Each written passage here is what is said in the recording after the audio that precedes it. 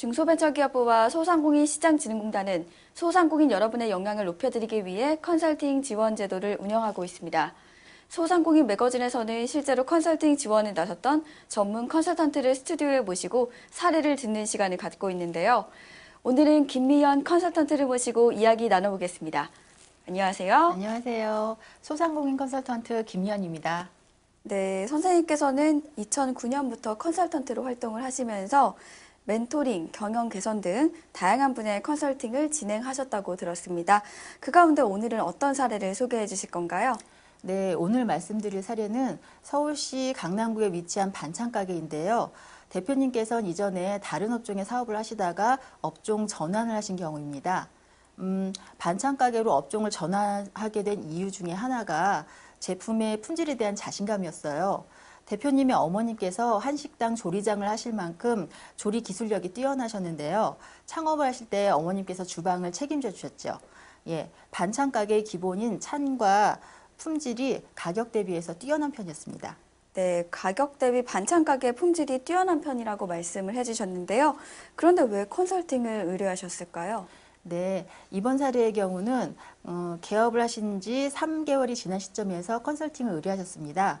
대표님께서는 개업 초기에 점포의 경영 상태를 점검받아서 부족한 부분에 대한 조언을 받아보고 싶어 하셨어요. 네, 경영 상태에 대한 조언을 받고자 컨설팅을 요청을 하셨는데요. 그렇다면 선생님께서 가장 먼저 어떤 도움을 주셨나요? 네, 가장 먼저 점포 현황을 분석을 하고 지역 상권의 기초 현황을 파악해 드렸습니다. 점포 현황을 분석한 결과 매출은 점진적으로 상승세에 있었지만 개업 초기 투자 비용이 많고 또 아직은 손익분기점에 필요 매출에 도달하지를 못해서 재무 상황이 안정적이지 못한 편이었어요.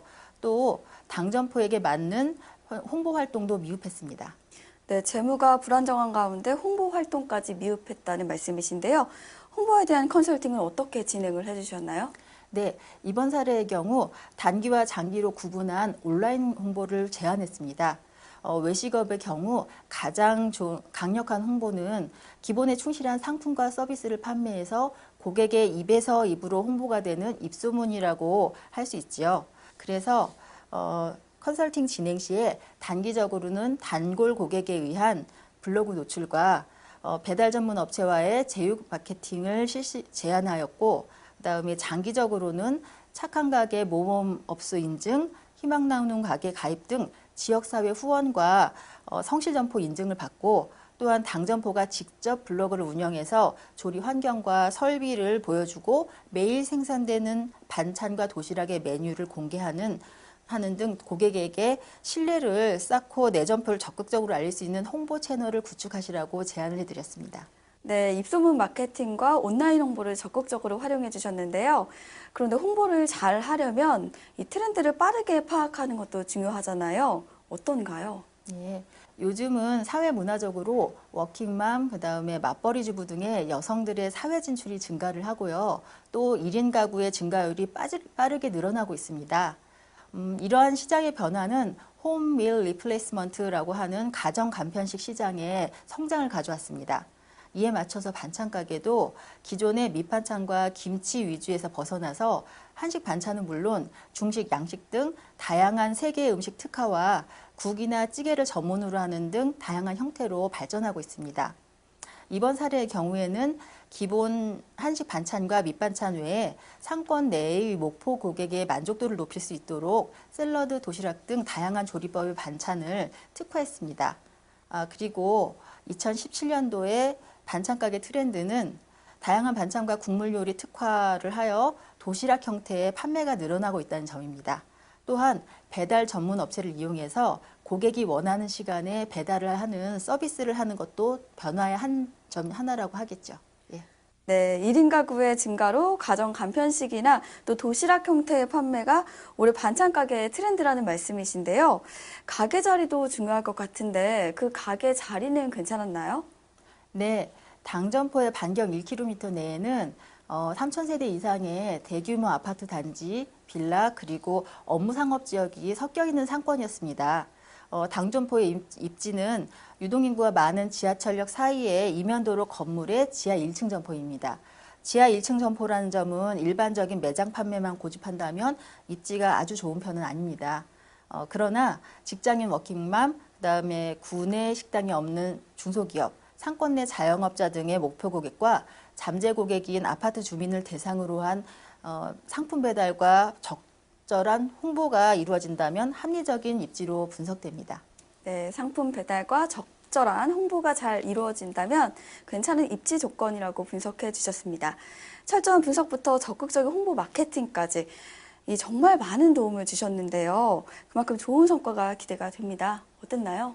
네, 당점포는 개업 초기라는 점을 감안해도 컨설팅 진행 시 손익분기점을 넘지 못한 적자 상태였습니다.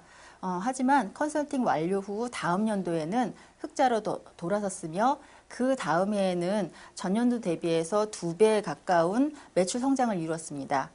블로그를 통해서 착한 가게 모범업소, 사회연대은행 희망나눔가게, 또 친환경 세제 및 초음파 세척기 인증업소 등의 점포 차별화 요인을 홍보하시고 매일매일 반찬과 도시락의 메뉴를 식단표와 사진으로 올리시면서 적극적으로 활용을 하시는데요. 운영 후 일정 기간이 지나자 이를 통해서 신규 고객의 증가가 많이 이루어졌다고 하시더라고요. 지금은 매장도 개업 시보다 3배 정도 넓은 곳으로 이전하셔서 성공적인 영업 활동을 하고 계십니다. 네, 선생님께서 부족한 부분을 채워주신 만큼 좋은 결과가 나타난 것 같습니다. 끝으로 소상공인분들께 하고 싶은 당부의 말씀이 있다면 부탁드립니다. 네, 많은 소상공인분들께서 어려운 환경 속에서 열심히 점포를 운영하고 계십니다. 각각의 상황은 다르시지만 현재 자신의 점포가 어떤 상황인지 체크하시고 나에게 맞는 홍보나 마케팅 활동을 꾸준히 하시길 바랍니다. 이제 홍보나 마케팅은 개업 초기에 반짝하는 이벤트가 아닙니다. 단기와 장기로 나누어서 내 점포에 맞는 방법으로 6개월 이상 꾸준히 지속적으로 홍보를 하시면 반드시 그 효과가 나타납니다. 네, 선생님의 말씀처럼 장단기 계획을 가지고 지속적으로 홍보를 이어가면 좋겠습니다. 오늘 이렇게 시간 내주셔서 감사합니다. 감사합니다.